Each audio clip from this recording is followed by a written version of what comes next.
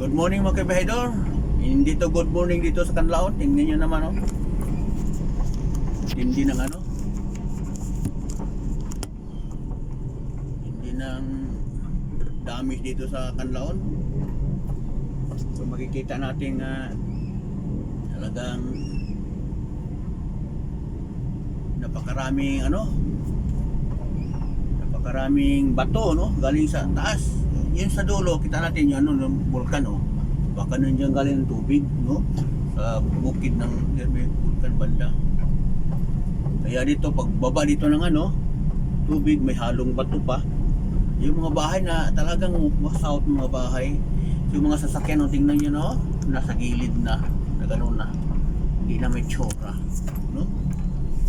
So, hindi natin mabigyan maigi. Oy, dami sasakyan na sisira dito sa Bahidor.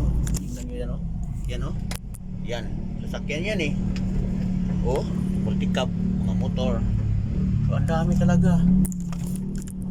So ganito ang sitwasyon dito sa Kabahidor sa Canlaon ngayon. Kaya mahirapan papasok no. So yung ko makapasok ba ko doon sa pinakadulo kung hindi na wala na. So nagkalat ang mga malalaking bato no. Mayroong ibang bato nga talagang iwan ko kung siguro ang magbuhat dito mga lang siguro mga bako lang. Oh grabe. So ano ba nangyari dito? So napaka talaga kahit napakalaking damage pala dito sa Canlaon. So hindi na dito inasahan na ganito palang nangyari no. So, napakalaking baha galing sa bundok. Diyan sa may vulkan banda galing yan siguro. Kita natin hirap tayo magdumadaan may dumadaan tayo sa tubig no parang ilog itong kalsada. Ang gilid puro na bato, daming bato. Mga bahay wala na talaga mga bahay dito sa gilid na saan. Daming bahay dito sa gilid mga kabahidor.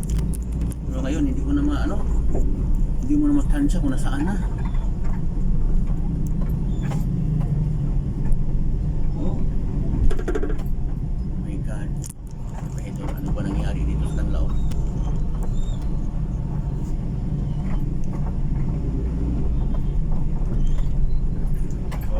Napakalaking oh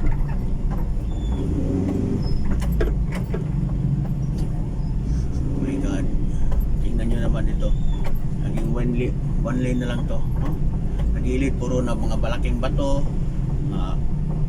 lahat na. So baling gumawa lang sila ng kunting daan sa gilid puro na bato mga bahay wasak na talaga mga kabahidor. Iwan ko lang daming bahay dito nawawasak. Maraming sasakyan okay lang yung sasakyan makabili ba ng bahay talaga lalaki ng titirahan talaga natin yan tingnan mo dito wala ano nangyari siguro maraming ang daming sasakyan. Sus my god ano ba nangyari umapaw pala itong nila dito kabahidor yung ilog nila dito kaya ito nangyari. Sus, Ginoo po, ano ba nangyari sa Canlaon mga kabahidor? Sobrang talaga sobrang sakit sa puso nito tamaan ng kalamidad nito.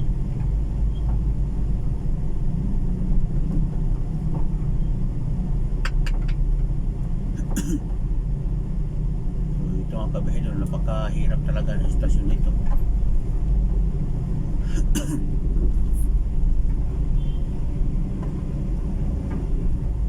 Gabi na wash out ang mga bahay dito nagtrapal na lang sila sa gilid-gilid ng iba. Napaka-traffic dito sa main road ng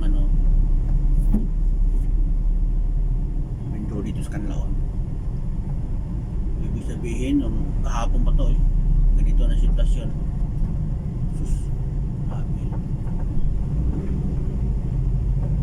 Paano na to? So ito ang sitwasyon ngayon sa Canlaon mga kabahidor. Napakahirap papasok. Daming bato. One way lang na talagang iwan ko.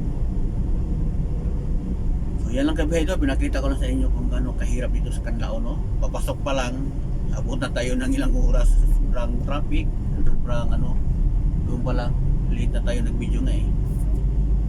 Kaya, Lord, huwag naman sana matamaan palagi yung mga ordinaryong tao. Yung mga buhaya na lang sana matamaan mo, para ano, para matapos na yung mga buhaya na yan.